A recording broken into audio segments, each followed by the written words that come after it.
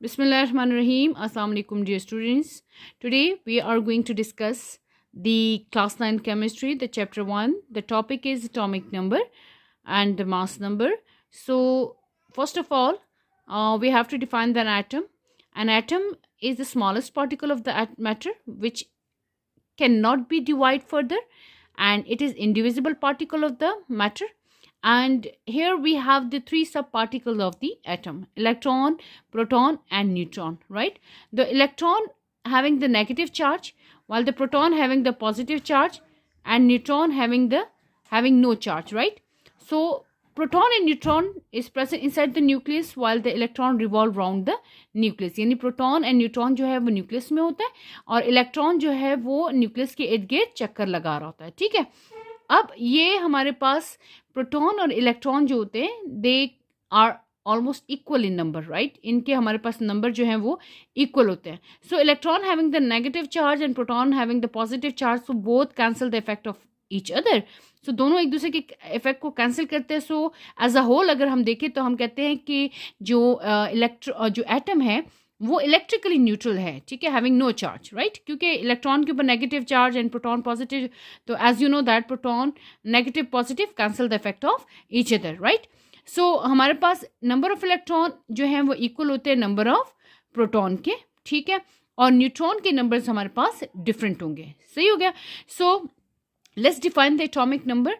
यानी atomic number हमारे पास होता क्या है? It is the number of proton present in the nucleus, यानी नंबर ऑफ प्रोटॉन जो न्यूक्लियस में मौजूद है, ठीक है। किसी भी एटम के अंदर element is made up of atom, और एटम के अंदर हमारे पास प्रोटॉन एंड न्यूट्रॉन होते हैं, ठीक है, जो कि न्यूक्लियस में पाए जाते हैं, and electron which revolve around the nucleus. So atomic number is defined as the number of proton which is present inside the nucleus of an atom, ठीक है। या इसकी दूसरी डेफिनेशन हमारे पास ये हो सकती है कि नंबर ऑफ प्रोटॉन और number of electron in an atom, क्योंकि अभी हमने डिस्कस किया कि number of electron and proton are same, ठीक है।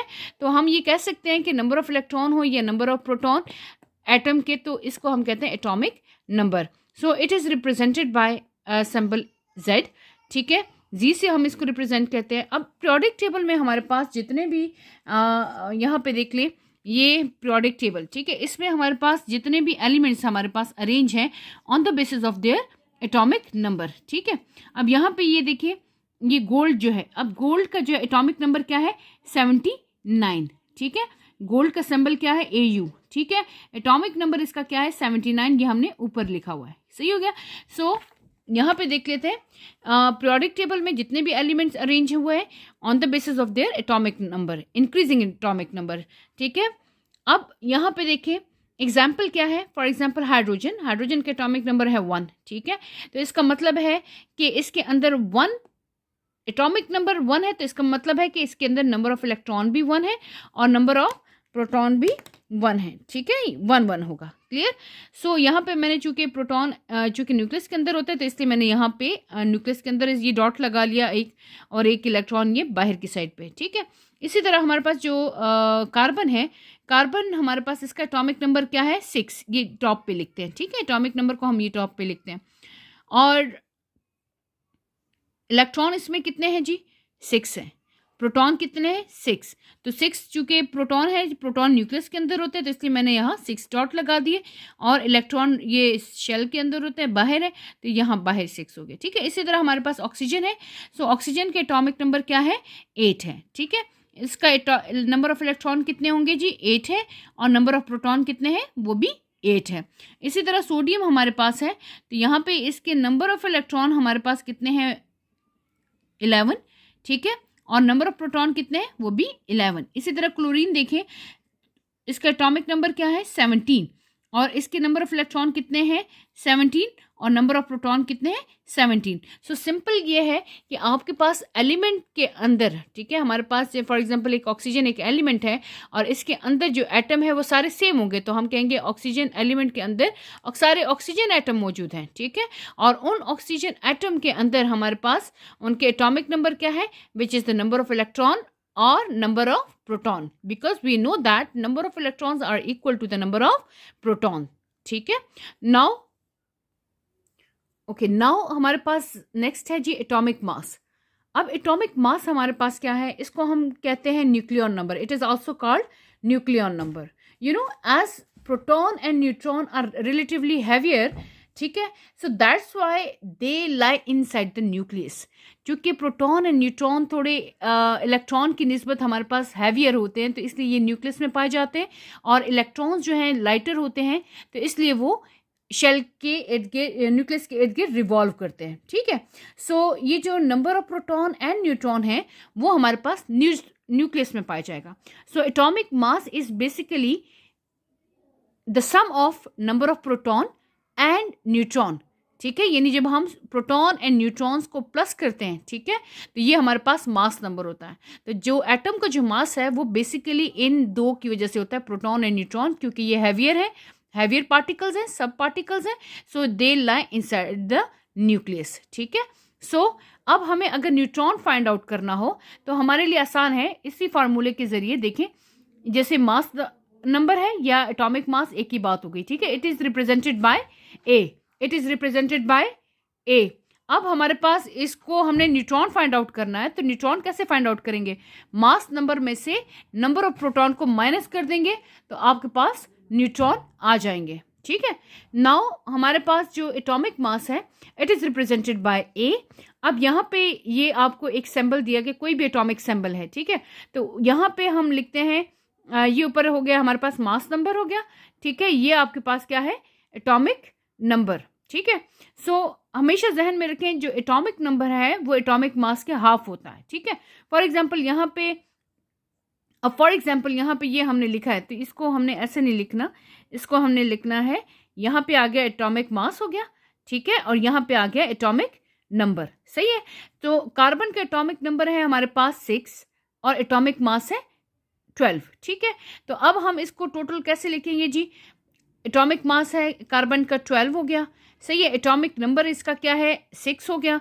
नंबर ऑफ इलेक्ट्रॉन, आपको पता है कि नंबर ऑफ इलेक्ट्रॉन क्या है, यहाँ पर आसानी से यू कर लिया करें कि नंबर ऑफ इलेक्ट्रॉन या प्रोटॉन ऐसे लिख लिया करें. सही है, तो इसका मतलब है कि 6 जो है ये एटॉमिक नंबर जो है, इलेक्ट्रॉन भी सेम होंगे और नंबर ऑफ प्रोटॉन जो है वो भी एटॉमिक नंबर के ही बराबर होगा. ठीक है, तो नंबर ऑफ इलेक्ट्रॉन्स जिसमें आते हैं 6 and number of proton is also 6. ठीक है, सो अब न्यूट्रॉन है, हम नंबर ऑफ न्यूट्रॉन्स कैसे फाइंड करते हैं, एटॉमिक मास में से एटॉमिक नंबर को माइनस, जो ये ऊपर हमने शो किया था आपको. ठीक है, कैसे हम कैलकुलेट करेंगे, तो सिंपल एटॉमिक मास है कार्बन का 12, इसमें से हम 6 को माइनस करेंगे, एटॉमिक नंबर को माइनस करेंगे, आपके पास नंबर ऑफ न्यूट्रॉन आ जाएगा. ठीक है, सो यहाँ पे ये स्ट्रक्चर इसका बनाना ज़रूरी है. ये न्यूक्लियस है, न्यूक्लियस में ये प्रोटॉन हो गए, ये न्यूट्रॉन हो गए.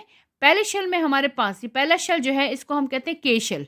पहले शेल को क्या कहते हैं, के शेल. दूसरे शेल को नाम देते हैं एल शेल. ठीक है, तो शेल हमारे पास होते हैं, देखें शेल के नाम क्या है, के, एल, एम और एन शेल. ठीक है, एंड सो ऑन हो सकता है. तो पहले शेल में हमारे पास 2 इलेक्ट्रॉन एकोमोडेट होते हैं, तो हमने यहाँ पे 2 इलेक्ट्रॉन बना दिए. ठीक है, दूसरे में 8 एकोमोडेट हो सकते हैं. तो यहाँ पे चूंकि हमारे पास पहले में 2 हो गए, तो 6 में से 2 माइनस करें तो कितना आ जाएगा, 4 आ जाएगा. तो इसका मतलब है नेक्स्ट शेल में हमारे पास कितने इलेक्ट्रॉन एकोमोडेट कर सकते हैं, 4 इलेक्ट्रॉन. ठीक है, तो मैक्सिमम 8 हो सकते हैं, लेकिन मिनिमम यहाँ पे इसके एटॉमिक नंबर को देखेंगे कि हमारे पास एटॉमिक नंबर जो है उसमें नंबर ऑफ इलेक्ट्रॉन्स कितने हैं. तो पहले शेल में हमने 2 इंटर कर दिए और दूसरे शेल में हमने 4 लिख लिए, 4 और 2 6. ठीक है, इसी तरह वैसे जनरली अगर आप देखें शेल को कि के शेल में 2 इलेक्ट्रॉन आ सकते हैं, एल शेल में 8 इलेक्ट्रॉन है, एम में 18 है और एन में 32. ये आपने जहन में रखना है. ठीक है, सो नेक्स्ट एग्जाम्पल हम कर लेते हैं. नेक्स्ट एग्जाम्पल हम ले लेते हैं, फॉर एग्जाम्पल हमारे पास है जी ऑक्सीजन एटम. ठीक है, ये अब इसके हम ऑक्सीजन जो है इसको, इसका सिंबल है O. ठीक है, और इसको हम लिखते हैं, कैसे लिखेंगे इसको, यहाँ पे इसके एटॉमिक नंबर हो जाएगा 8 और ये हो जाएगा मास नंबर 16. ठीक है, यहाँ पे आप ये कर लें, ये मास नंबर हो गया. ठीक है, ये A हो गया और ये क्या है, Z हो गया. ठीक है, अच्छा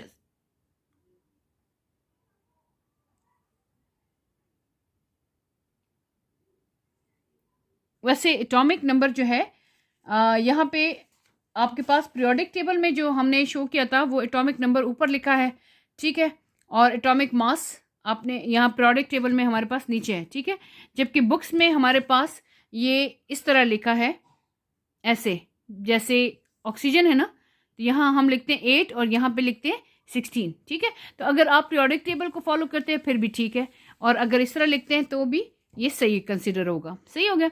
तो अब ये चूंकि हमारे पास ऑक्सीजन एटम है, तो अब हमें इसका नंबर ऑफ इलेक्ट्रॉन्स लिखने हैं। पहले तो हम लिखेंगे इसका एटॉमिक मास, ठीक है, या हम लिखते हैं इसको मास नंबर, ठीक है। मास नंबर को रिप्रेजेंट करते हैं ए से, ठीक है। तो क्या है इसका 16। इसी तरह हम लिखेंगे मास नंबर, ये हो गया, ठीक है। अब एटॉमिक नंबर, एटॉमिक नंबर इसको रिप्रेजेंट करते हैं जेड से, और इसका एटॉमिक नंबर क्या है 8, ठीक है। अब इसमें हमारे पास नंबर ऑफ इलेक्ट्रॉन्स कितने हैं, नंबर ऑफ इलेक्ट्रॉन्स कितने हैं। अब ये आपने देखना है कि ये एटॉमिक नंबर जितना है ना, यही इसका एटॉमिक नंबर ऑफ इलेक्ट्रॉन भी है और यही इसके नंबर ऑफ प्रोटॉन भी है, ठीक है। तो 8 हो गया एंड देन अगेन हमने 8 लिख लिया। अब नेक्स्ट बारी आती है नंबर ऑफ न्यूट्रॉन्स की, ठीक है। तो न्यूट्रॉन्स की जो है या स्मॉल लेटर में लिखते हैं, ठीक है। नंबर ऑफ न्यूट्रॉन्स हमारे पास क्या है, हम a माइनस जेड करेंगे, एटॉमिक मास में से बड़ी वैल्यू में से छोटी माइनस करते हैं, ठीक है। तो एटॉमिक मास हमारे पास क्या था 16 माइनस 8, ठीक है। तो ये आपके पास आ जाएगा 8। ये नंबर ऑफ न्यूट्रॉन कितने हैं 8 हो गए, सही है। अब हम इसका स्ट्रक्चर बनाएंगे। अब इसका मतलब है के शेल में कितने इलेक्ट्रॉन है 2 आते हैं, एल शेल में कितने इलेक्ट्रॉन आएंगे, मैक्सिमम तो 8 आ सकते हैं, ठीक है। तो यहाँ पे आपके पास पहले शेल में इलेक्ट्रॉन्स हम फिल कर रहे हैं ना, शेल्स के अंदर इलेक्ट्रॉन्स को फिल करते हैं, तो यहाँ पे 2 हो गए, और एस शेल में कितने आएंगे 6, ठीक है। 6 + 2 8, तो 8 बराबर हो गए, ये शेल हो गए, सही। अब पहले शेल में हम, ये पहला शेल हमने लगा लिया, ठीक है। अब इसमें प्रोटॉन कितने हैं, ये आपने उतने ही प्रोटॉन बना देने, प्रोटॉन भी 8 ही है, 8 प्रोटॉन हो गए। न्यूट्रॉन कितने हैं जी, वो भी 8 है यहाँ, सही है। अब पहले शेल में कितने इलेक्ट्रॉन हैं 2 इलेक्ट्रॉन है, सही है। इसको हम कहते हैं ये के शेल आपके पास है। अब दूसरा जो शेल है उसमें कितने इलेक्ट्रॉन आएंगे 6, 1 2 3 4 5 6, ठीक है। तो ये इसके स्ट्रक्चर हो गया इस ऑक्सीजन एटम का, ठीक है। सो इसी तरह आप और एग्जांपल्स को भी कर सकते हैं, ठीक है। आपके पास फॉर एग्जांपल अगर आप लिखते हैं लिथियम, आपके पास है नेक्स्ट है जी लिथियम Li। तो लिथियम का एटॉमिक नंबर है 3 और एटॉमिक मास है हमारे पास इसका 7 है, ठीक है। एटॉमिक नंबर है 3 और एटॉमिक मास है ऑलमोस्ट 7। तो एटॉमिक मास क्या है, या मास नंबर जो है वो हो गया 7, ठीक है। और एटॉमिक नंबर इसका क्या है जी, वो है 3, ठीक है। अब नंबर ऑफ इलेक्ट्रॉन क्या है इसके 3, नंबर ऑफ इलेक्ट्रॉन और नंबर ऑफ प्रोटॉन सेम होते हैं, तो नंबर ऑफ प्रोटॉन भी आ गया हमारे पास 3। अब नंबर ऑफ न्यूट्रॉन कैसे फाइंड आउट करते हैं, a माइनस जेड से, एटॉमिक मास में से एटॉमिक नंबर को माइनस करेंगे। तो एटॉमिक मास है 7 में से 3 माइनस करें 4 आ जाएगा 4, ठीक है। तो ये नंबर ऑफ न्यूट्रॉन इसके आ गए, ठीक है। सो होप आपको ये एटॉमिक नंबर और एटॉमिक मास की ज़रा समझ आई होगी। So if you have any sort of question, अगर कोई डिफ़िकल्टी है तो आप कमेंट सेक्शन में पूछ सकते हैं। Thank you.